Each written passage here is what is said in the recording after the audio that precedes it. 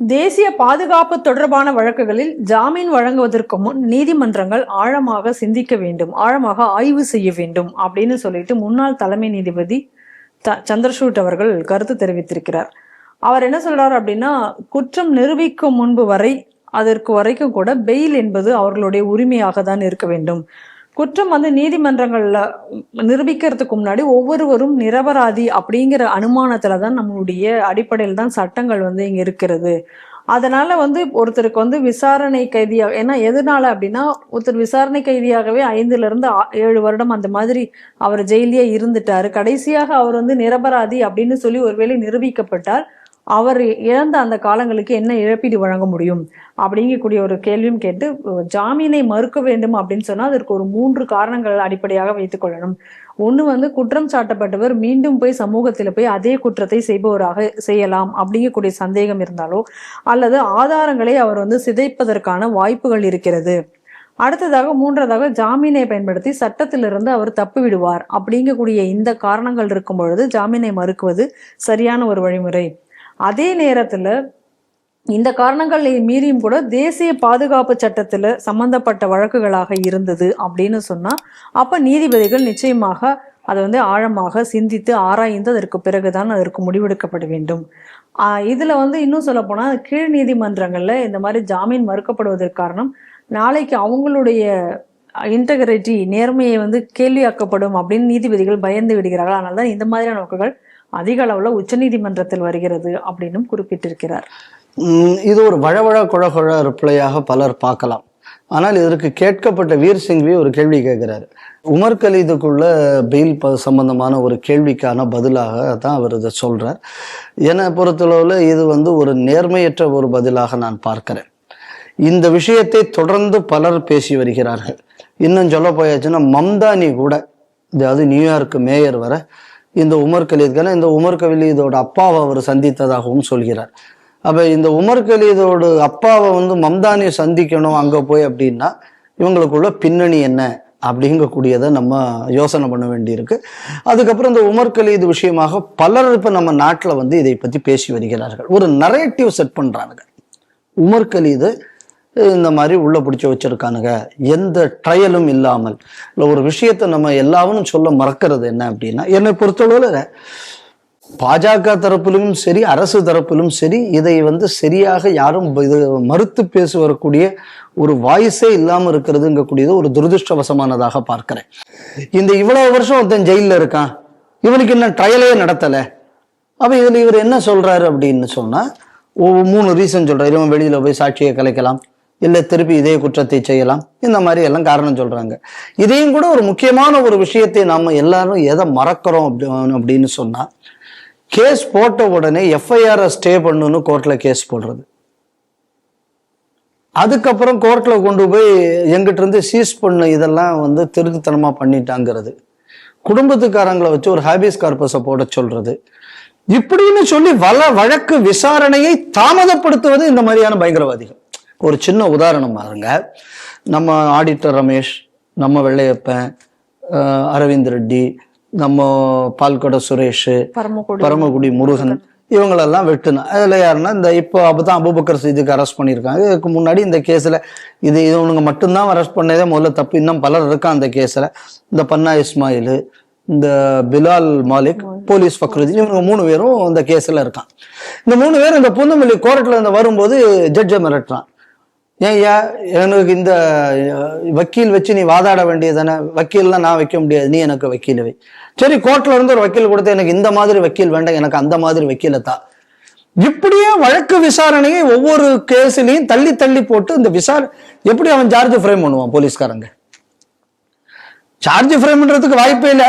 இதுக்கு ஒரு கேஸ், அதுக்கப்புறம் ஹைகோர்ட்ல அதுக்கு ஒண்ணு, அப்ப அதுல அங்க இருந்து சுப்ரீம் கோர்ட்டுக்கு போறது, அப்புறம் இந்த விசாரணையை தடை விதிக்க வேண்டும்னு ஒரு கேஸை போடுறது. அப்போ இந்த வழக்கு விசாரணை இல்லாமல் இவர் ஜெயிலுக்குள்ள இருக்க, விசாரணையை நடத்த விடுங்களேன்.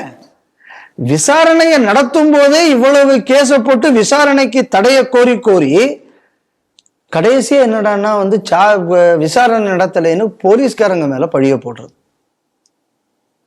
இங்க நடக்கக்கூடிய எல்லா பயங்கரவாத வழக்குகளும் அப்படித்தான். இப்ப பாருங்க, இப்ப தமிழ்நாட்டுல கூட பாருங்க, இந்த திருமாவளவன் இவங்க எல்லாம் சேர்ந்து சிறைவாசிகளை இப்ப சீமான் கூட அதுக்கு ஒரு தீர்மானம் போட்டிருக்கு. அப்படி இந்த மாதிரி விசாரணை முடியாத சிறைவாசிகளை எல்லாம் வெளியே விட வேண்டும். சரி, அப்ப இவன் ஏன் இந்த விசாரணைக்கு ஒத்துழைக்க வேண்டியதுன்னு? ஏன் விசாரணைக்கு நீங்க ஒத்துழைக்க மாட்டேங்கிறீங்க? விசாரணைக்கு ஒத்துழைக்க மாட்டாங்க, அதே நேரத்துல விசாரணை முடியாம இவங்களை உள்ள வச்சிருக்க முடியாது. எப்படி முடியும்? பிராக்டிகலா யோசனை பண்ணி பாருங்க. சோ விசாரணைக்கு இவங்க ஒத்துழைக்க மாட்டாங்களா, ஆனா விசாரணையை அரசு முடிக்க வேண்டுமா? எப்படி அரசு விசாரணையை முடிக்கும்?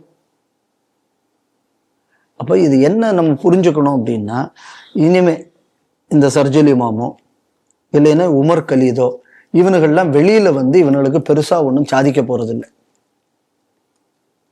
இவன்லாம் பெருசா வெளியில ஒன்றும் பெருசா இவனால செய்ய முடியவும் போறாது. இப்ப இதுக்காக வேண்டி இவ்வளவு தூரம் எஸ்டிபிஐ தான் ஊரம் மட்டும் கத்திக்கிட்டு இருக்கு.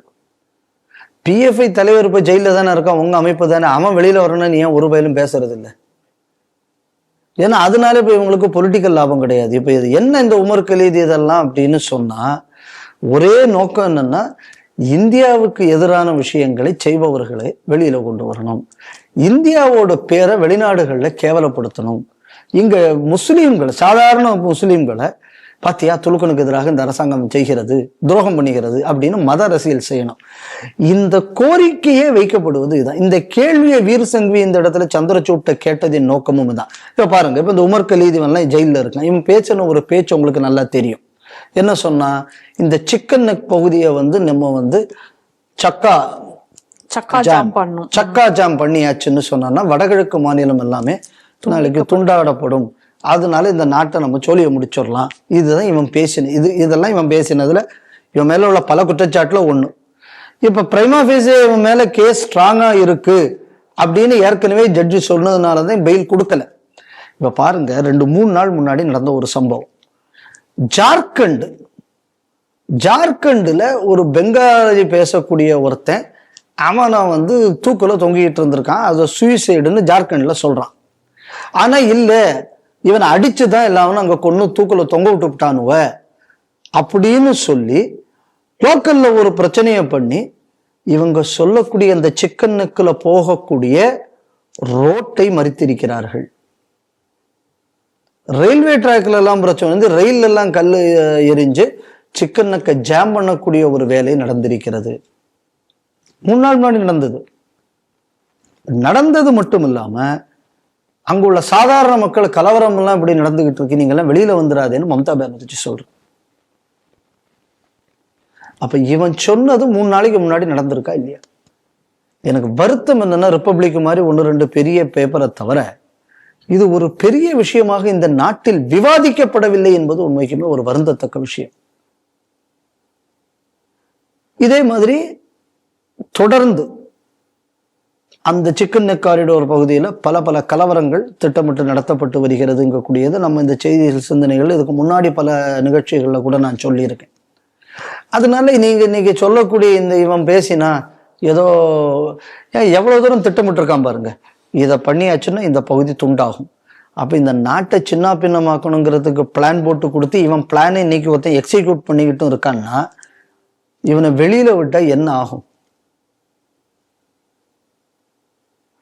அதனால இன்னைக்கு சந்திரசூட் அவர்கள் இதை இப்படியே பேசுறதுக்கு அவர் டைரக்டா பதில் சொல்லியிருக்கணும்.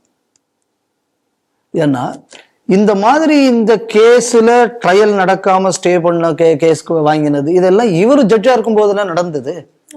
இவருக்கு தெரிஞ்சிருக்குல்ல.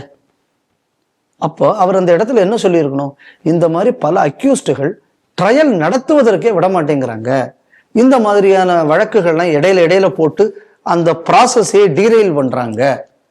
இந்த வார்த்தையை அவர் சொல்லி இருந்தாச்சுன்னா அவரோட பதில்ல நேர்மை இருக்கிறதுன்னு நான் ஏத்துப்பேன். அப்ப இப்ப இந்த 3 விஷயத்தையும் சொல்லிட்டு இது எதுவுமே இன்னைக்கு உமர் கலீதுக்கு அப்ளிகபிள் இல்லை, அதனால அவரை விடலாங்கக்கூடியதை மறைமுகமா சொல்ற மாதிரி நான் பாக்குறேன். ஒவ்வொரு ஆள் இதை ஒவ்வொரு பார்வையில பார்க்கலாம். ஆனா என் பார்வைக்கு இது இப்படித்தான் இருக்கு. ஆனா இது ஒரு சரியான ஒரு விஷயம் இல்லைன்னு அவரு அந்த நேரத்துல அங்க ஜட்ஜா இருந்தார். அப்ப அவங்க எதுக்கெல்லாம் கபில் சிபலை வச்சு இவங்க மூவ் பண்ணாங்கன்னு அவருக்கு நல்லா தெரியும்.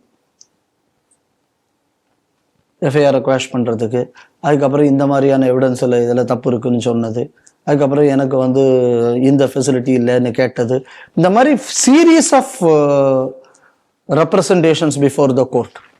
அப்போ இதெல்லாம் வந்து சிஸ்டமேட்டிக்காக ட்ரையலை வந்து நீங்கள் பிளாக் பண்ணுறதுக்கு பண்ணக்கூடியது தானே.